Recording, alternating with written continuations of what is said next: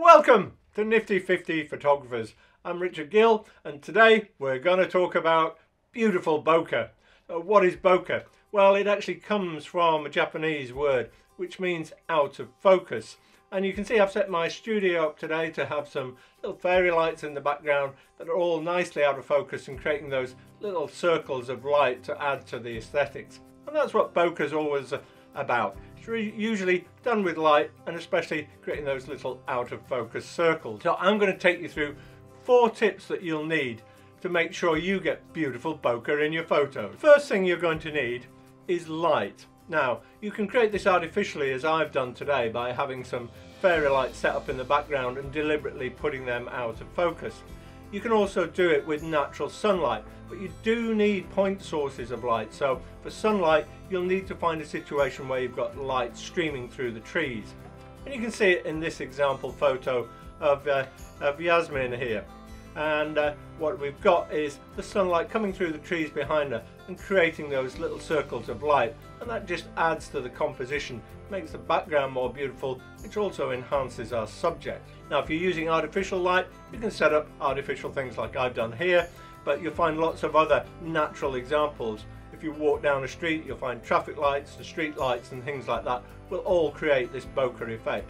So go out looking for them or set them up in your studio or home if that's what you want to create. The second thing we need to talk about is having a subject to your photo. So really there's no point in having this beautiful background if you're not enhancing the subject. You can see in this photo here where I've just actually took this for a background shot, actually, because I wanted to add in the bokeh effect to another photo. But without a subject there, it's a pretty boring and meaningless photo.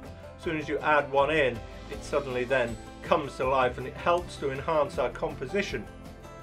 Now the other thing you need to do with your subject is create some distance between it and the background.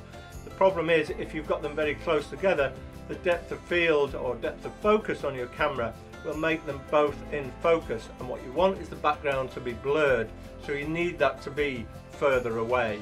So make sure you get as much distance as you can between your foreground and background. The third thing we need to do is set our camera to the widest aperture we've got with the lens we're using. So if you're using a kit lens, then you might be limited to something like f5.6, in which case you'll need to make sure that distance between subject and background is sufficient to make the background go out of focus.